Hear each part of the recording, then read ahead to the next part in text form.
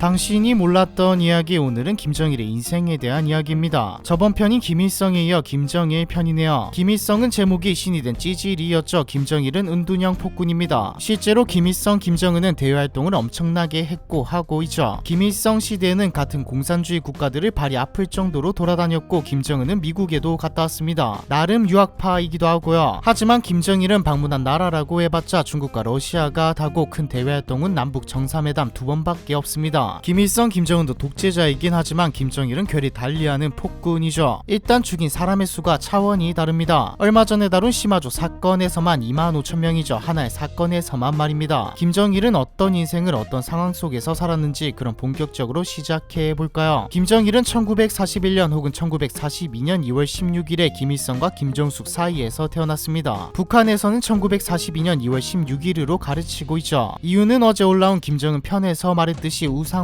위해서입니다. 김일성의 출생 연도가 1912년, 김정일 1942년, 이렇게 30주년을 맞추기 위해서이죠. 마찬가지로 김정은도 1984년생이지만 1982년으로 북한 내에서는 주장하고 있습니다. 권력을 승계받은 점, 그리고 기념일들을 맞추기 위해서인데 뭐 나름 치밀하게 우상화 작업을 하는 것이죠. 북한에서 가르치는 김정일의 전기에는 백두산 근처 밀영이라는 곳에서 태어났다고 가르칩니다. 백두혈통 김씨 일가를 신처럼 모시는, 아니 만들려고 하는 북한에서 밀영은 성지와 같죠. 김일성은 김정일이 태어났다는 곳 뒷산에 정일봉이라는 이름까지 지어주었습니다. 실제로 사진을 보시면 정일봉이라 적힌 게 보이시죠? 정일봉의 봉우리만 따지면 높이가 216m인데 이게 또 김정일의 생일 2월 16일과 숫자가 같으니 김정일은 하늘이 점쳐준, 하늘이 내린 인물이라는 말도 있죠. 다른 건 몰라도 끼워 맞추기는 세계 1위 수준이네요. 김일성의 행적이 그렇듯 혼란한 시기에 태어난 김정일도 어린 시절에 대해서는 이렇다고 할 확실한 자료가 없습니다. 있다고 하더라도 우상화를 위해, 거짓 선전을 위해 별볼일 없던 어린 시절을 숨기고요. 확인된 내용은 김정일의 어린 시절 이름이 유라였다는 것 정도이죠. 실제로 1945년 광복 이후에도 김정일은 한동안 유라라는 이름을 사용했습니다. 유라는 러시아식 이름인데 김일성이 한국에 들어오기 전 소련이 있었기 때문에 러시아식 이름을 계속 사용한 것이죠. 이 내용과 관련해서는 김일성 영상에 소개되어 있으니 참고해 주시길 바랍니다. 어쨌든 광복 후 김정일은 비교적 유복한 환경에서 자랐습니다. 김정일 가족은 평양 일본 장교가 쓰던 수영장이 있는 집에서 살았죠. 하지만 심적으로는 아니었습니다. 1948년에는 김정일의 동생이 물에 빠져 익사했고, 다음 연도인 1949년에는 어머니인 김정숙도 사망했거든요. 당시 김일성은 김성애라는 여자와 만남을 가졌는데 김정숙이 사망하고 나서 김성애는 당당히 안주인 자리를 꿰찼습니다. 김정일은 평생 동안 김성애를 절대 어머니라고 부르지 않았죠. 동생과 관련해서는 김정일이 물에 빠진 동생이 기어 올라오는 것을 걷어찼다는 이야기도 있지만, 뭐 어쨌든 어린 나이에 어머니와 동생의 사망으로 김정일은 불안정한 어린 시절을 보냈습니다. 김정은이 첩의 자식이라 외골수적인 성향을 가지게 되었다는 평가가 있듯이, 김정일도 이런 어린 시절의 경험이 후에 나오는 폭군과 같은 사이코패스적 성격에 영향을 주었을 가능성이 있죠. 김정일의 동생이 사망한 쯤인 1948년 김정일은 학교 생활을 시작했습니다. 하지만 얼마 안 된 1950년 6.25가 터지죠. 북한에서는 1950년에 시작해 1960년 교육과정을 끝내버렸다고 하는데, 전쟁이 터진 시기이기도 하고 뭐 학교생활 내내 최후 등의 팀도 조직하고 소위 말하는 엘리트로 꾸며내고 있습니다. 학자들은 전쟁 동안 중국에서 교육을 받았다고 주장하는 사람이 꽤 많죠. 그리고 팀을 조직했다, 이끌었다가 아예 거짓말은 아닙니다. 조선소년동맹, 북한민주청년동맹 같은 마르크스주의와 공산주의 이념을 연구하는 모임에서 활동했죠. 하지만 능력으로 들어가고 활동했다기보다는 아버지가 김일성이니까.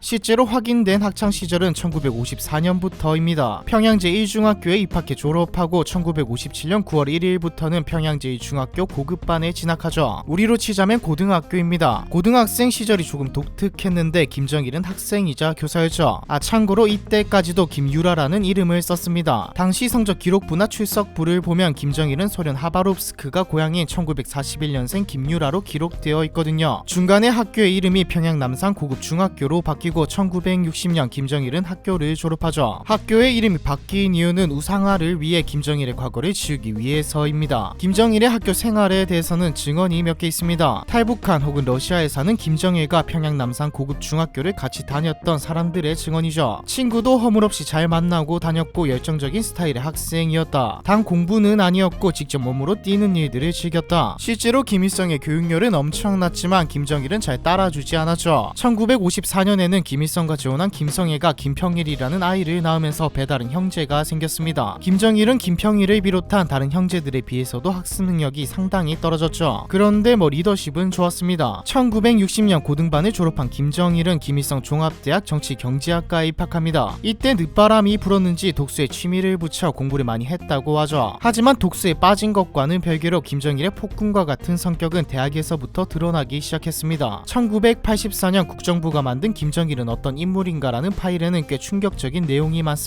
다 팩트라고 보기는 힘들지만 당시 국정원은 전두환의 지시 아래 보고서와 탈북자의 진술을 동원해 문건을 만들었죠. 대학 시절 김정일은 예술에 빠져들어 연극, 문학에 관심이 많았습니다. 이 관심은 후에 최은희, 신상욱 납치 사건까지 이어졌죠. 최은희, 신상욱 납치 사건은 김정일이 북한의 영화, 연극, 예술 분야를 키우고 싶었으나 잘 안되자 당시 한국에 잘 나가는 영화배우 최은희를 납치하고 최은희를 찾으러 갔던 신상욱 감독까지 납치한 사건이죠. 나중에 최은희와 신상욱은 탈출에 성공했는데 둘은 납치되었던 8년간의 이야기를 담은 연인과 독재자라는 다큐멘터리 영화를 만들었습니다. 이걸 보면 김정일이 왜 둘을 납치했는지 정확하게 나오죠. 최은희가 김정일의 이야기를 몰래 녹음해왔거든요. 내가 두 사람을 우리 쪽으로 건너오게 하라고 지시했다. 우리도 장례식처럼 늘 우는 영화 말고 국제적 영화제에 나갈 만한 영화를 만들어야 하지 않겠느냐, 이런 내용입니다. 산업을 키우려고 사람을 납치해온다라 영화에서나 보던 사이코패스 같은 느낌이죠. 기밀문서에는 이런 내용도 있습니다. 어린 학생 시절부터 나이 많은 사람에게 한 번도 경호를 써본 적이 없을 정도로 아나무인격인 망나니 행동을 해온 김정일은 김일성 대학 시절 미모의 여학생을 보기만 하면 마구 농락, 임신시키는 등 호생 문제아의 면모를 보였다. 중학생 때도 주위의 여학생 중 마음에 드는 여자는 경호원을 시켜 닥치는 대로 납치, 농락하였다. 이외에도 마음에 안 들면 물불 안 가리고 패거나 죽여버리는 성격, 프랑스 수의사를 불러 애완견의 건강검진을 하는 사치, 복잡한 여자관계와 암살대 조직까지 적혀있죠. 앞에서 말했듯이 이 문건은 실제로 국가에서 작성된 문건은 맞으나 내용의 디테일한 진위에 대해서는 틀린 부분도 있습니다. 하지만 전체적으로 봤을 때 어떤 생활을 하고 어떤 행동을 하는지는 알 수 있는 부분이죠. 그리고 대망의 1961년 김정일은 대학 재학 중에 조선노동당에 입당합니다. 김일성이 처음으로 공적인 업무를 맡긴 것이죠. 이때를 승계 시작으로 보는 경우가 많습니다. 전원회의에서 연설을 하고 공개 문서에도 김정일이라는 이름을 박아 넣었죠. 어느 정도 김정일을 후계자로 내정한 것입니다. 당에 들어간 뒤로 김정일은 차근차근 권력을 손에 쥐기 시작하죠. 1964년에는 조직 지도부 지도원, 1969년에는 조직 지도부 부부장 및 선전 선동 부부장, 선전 비서와 김일성의 경호원으로도 활동하며 마치 왕위를 계승하듯 요직들을 점령해 나갑니다. 하지만 김정일의 권력이 그렇게 압도적인 것은 아니었죠. 당시만 해도 사람들은 김영주가 김일성의 후계자라고 내부에서도 외부에서도 믿고 있었거든요. 김영주는 김일성의 동생입니다. 일단 김영주가 당의 2인자이기도 했고 권력도 일하는 것도 무엇보다 중요하다는 행보에 김영주의 이름이 빠진 적이 없었거든요. 거기다 김성애의 아들인 김평일도 문제였습니다. 여전히 김일성은 김성애를 예뻐했고 그만큼 김성애의 입김도 꽤 강했죠. 김성애는 아들 김평일을 노골적으로 후계자로 만들고 싶어 했습니다. 당장 피바람이 불어도 이상하지 않을 상황이었죠. 김정일도 권력력이 엄청났거든요. 김성애는 전국 여성동맹 사무실에 김정일의 친어머니 김정숙의 사진을 내려버리고 자신의 사진을 걸어버리기도 했습니다. 하지만 김정일도 만만치 않았죠. 김정일은 섣불리 움직이지 않았습니다. 김성애에게 공격을 하는 것은 김일성을 공격하는 일이었으니까요. 그래서 물밑으로 여동생의 남편인 장성택을 이용해 첩보전과 같은 정보전을 펼쳤죠. 하늘이 도운 것인지 혹은 원래 김일성의 생각은 김정일이었던 것인지 혹은 김정일의 물밑 정치가 성공했던 것인지 김평일은 나이가 어리기도 했고 정치에 크게 관심이 없는 모습을 보여주었습니다. 김영주는 50살쯤인 1970년대가 되자 몸이 급격하게 안 좋아졌죠. 1973년 김정일은 조선노동당 중앙위원회 위원으로 임명되면서 외부에서도 김정일이 후계자의 확률이 높다는 말이 나오기 시작했습니다. 어느 정도 권력이 생긴 김정일은 칼을 빼듭니다. 김영주는 명백히 밀려났고 김정일에게 어떠한 반박도 안 해줘. 감각이 뛰어난 김영주는 이때 이미 김정일의 권력 계승은 막을 수 없다는 생각을 한 듯합니다. 후에 김평일은 외교관으로 만들어버리죠. 아예 북한에는 발을 들여놓지 못하게 하겠다는 뜻이었습니다. 그리고 1980년 사실상 김정일은 모든 권력을 장악하죠. 이렇다 할 프로필이 공개되지 않았지만 1980년 이후에는 모든 대내외 언론이 후계자 김정일이라는 기사를 냈습니다. 하지만 얼마 전에 다룬 시마조 사건 영상에 나왔듯이 좀 불안정한 권력이었죠. 김일성이 살아있기도 했고 이전까지는 그래도 공산주의 국가였지만 이제는 권력이 세습되는 흡사 왕정국가와 비슷해졌거든요. 왕정과 같은 행보에 반감을 가지는 인물들도 많이 나왔습니다. 김정일은 김일성과의 갈등도 있었고 힘이 약해지기는 했지만 어쨌든 김성애도 살아있었죠. 김정일은 꽤 치밀했습니다. 김일성이 죽기 전까지는 몸을 좀 사렸죠. 하지만 물밑으로 김일성 때보다 훨씬 더 독재를 강화했습니다. 그리고 1994년 김일성이 사망하죠. 하지만 불안정한 권력은 여전했습니다. 북한 주민들 그리고 내부에서 말은 안 했지만 무능하다는 평가가 나왔죠. 고난의 행군도 시작되었습니다. 고난의 행군에 대한 자세한 이야기는 채널에 있으니 참고해 주시고 결과적으로 살기 팍팍하면 하는 게 지도자 탓입니다. 실제로 경제적으로 무능해서 터진 게 고난의 행군이기도 했고요. 김정일은 해결책으로 공포 아니 죽음의 정치를 행합니다. 말 그대로 마음에 안 드는 사람은 다 죽여버렸죠. 얼마 전에 다룬 25,000명 이상의 피해자를 낳은 시마조 사건을 비롯해 평소에도 숙청을 밥 먹듯이 하면서 압도적인 권력을 차지하게 됩니다. 무능력한 지도자이자 누구도 충원할 수 없는 폭군의 탄생이죠. 김정일은 외부 활동을 거의 안 하는 대신 내부에서 이것저것 많이 했습니다. 경제 정책도 펼쳤고 과학기술 발전 5개년 계획을 세우며 반도체 개발에도 열을 쏟았죠. 뒤로는 핵을 개발했고요. 우리가 아는 우상화도 김일성 때보다 김정일 때 활발하게 진행되었죠. 김일성 때는 영웅의 이미지였다면 김정일 때는 말 그대로 신처럼 만들었습니다. 하지만 문제가 있었죠. 다들 아실 겁니다. 하나도 제대로 된 게 없었다는 것이죠. 북한의 경제는 박살이 났고 정치범 수용소에는 이런저런 이유로 수많은 사람이 죽어나갔습니다. 배급은 끊겼고 21세기 현재도 굶어서 죽는 사람이 넘쳐나고 있죠. 두 가지 핵 개발과 신격화는 성공했습니다. 기쁨조도 성공적으로 운영했고요. 그러다 2008년 건강 이상설이 돌기 시작하더니 일본과 미국에서 조사한 결과 실제로 입원을 했고 건강이 많이 악화된 상태라는 것을 발표하죠. 김정일도 얼마 남지 않았다는 것을 알았는지 급하게 김정은으로 후계자를 정합니다. 하지만 김정일도 김정은도 알고 있었죠. 김정은은 너무나도 불안정하다는 것을 말입니다. 공적도 없었고 첩의 자식에다가 장남도 아니고 북한 주민들 입장에서도 김정은은 갑자기 나타난 인물이니까요. 김정일은 남은 인생을 기반이 약한 김정은을 위해 살았습니다.